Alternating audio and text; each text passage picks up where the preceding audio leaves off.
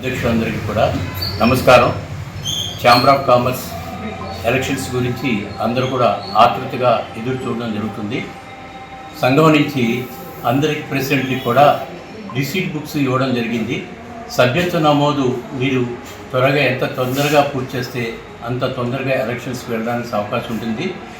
సభ్యత్వ నమోదు ఆఖరి తేదీ 31/8/2026. దీనిని ఇంకా పొడిగించడానికి అవకాశం లేదు. మీ అందరి అంగీకారంతో 2వ తారీఖు లాస్ట్ టైం 2/8/2026 జరిగిన పబ్లిక్ మీటింగ్లో అందరి ఆమోదంతో